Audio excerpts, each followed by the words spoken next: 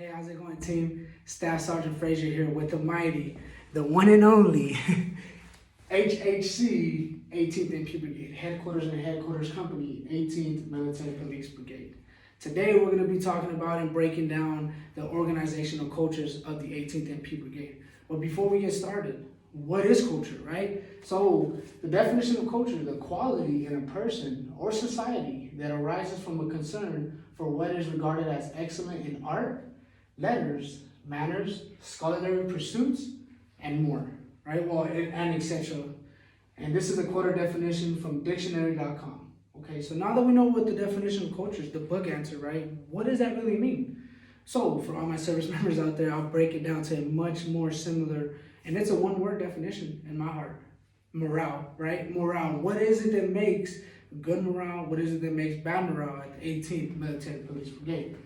So the overall, and actually before we get into the overall culture of the 18th, please keep in mind that when we talk about the 18th, we're talking about the highest echelon, right? So when we talk about the highest echelon, then we break it down to the battalion, 709th MP Battalion. Then we break it down to companies, detachments that are all assigned to them, and they all fall under the 18th. So keep that in mind as we go through today, okay? So overall culture, business setting, right? Professional, learning environment, consistently learning on a daily basis, manners, cleanliness, it's all the image, right? The image of the 18th is what you see. First impression is big, so it's all about the image. Fast pace, right? Always got something going on, always moving people here and there. It's a fast rotation, people coming in, people leaving, which leads me to the last one, extremely busy.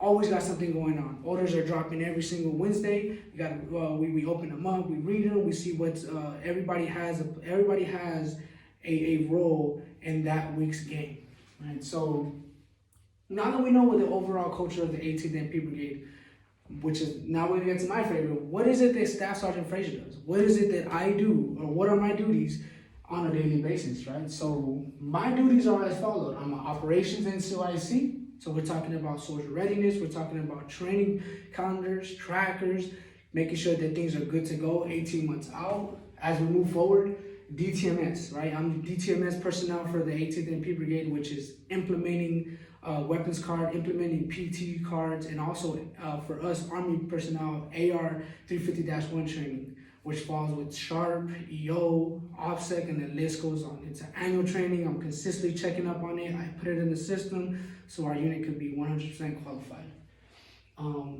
Safety NCO. Safety NCO is another big role that I play for the 18th, which is around summertime and wintertime is when I'm extremely active, because around that time is when I need to go check up on vehicles, make sure the vehicles are squared away if they're going to be traveling, make sure that they got all the checks and services done on that vehicle, to if they want to get to a certain destination, or even in the winter, right? We're looking at the winter now, so we're talking about summer tires.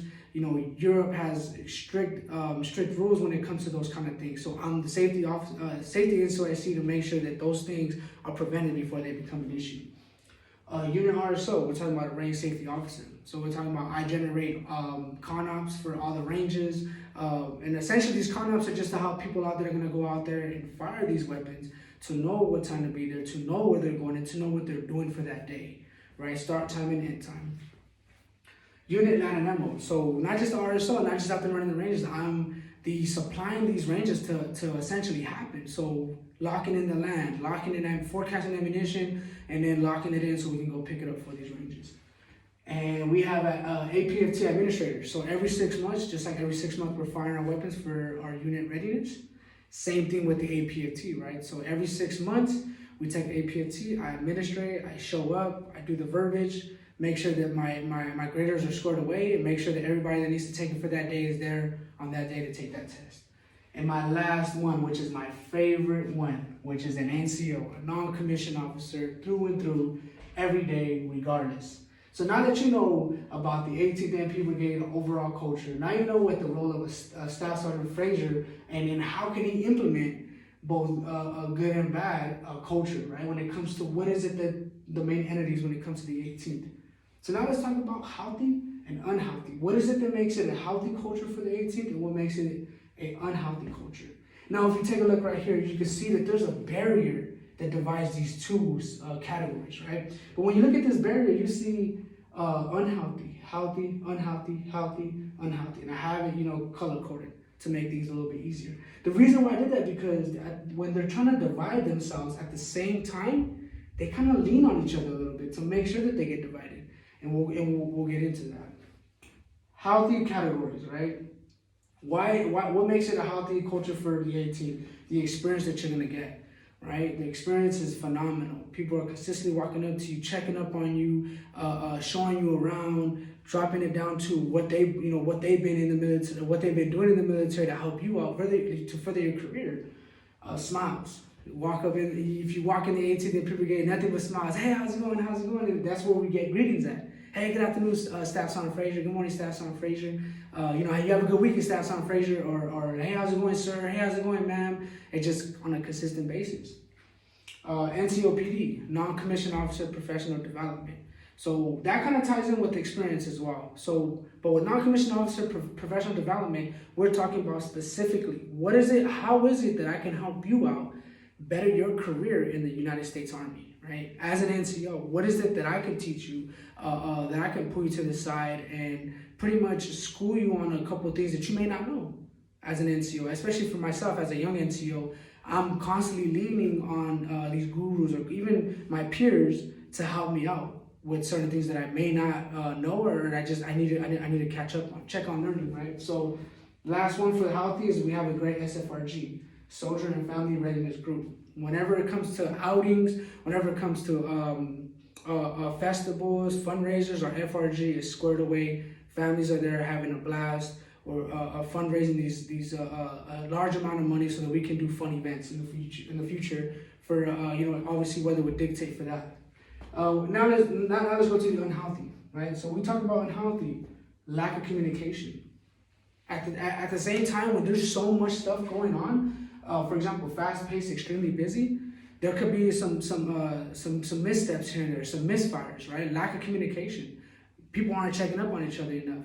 So like I said, lack of communication, it can only make the morale go down, right?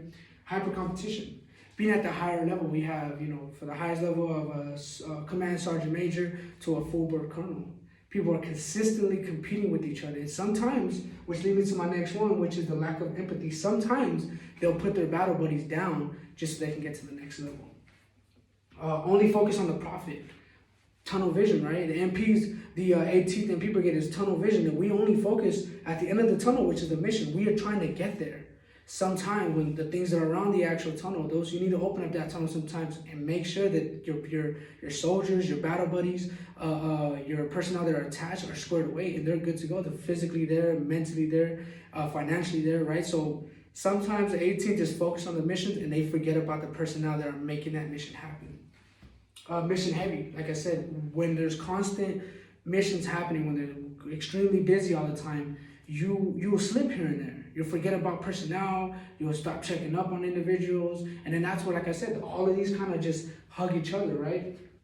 So with that being said, we know the healthy culture, we know the unhealthy. Why does it, what makes one better, what makes one worse? Okay, so then now let's talk about last question. Why have a healthy organizational culture? What's the point, right? And I have a method for you guys here today, right? And I call it the vehicle method, right? So we have the vehicle method, right? And there goes Staff Sergeant Frazier driving this nice little car, looking extremely happy.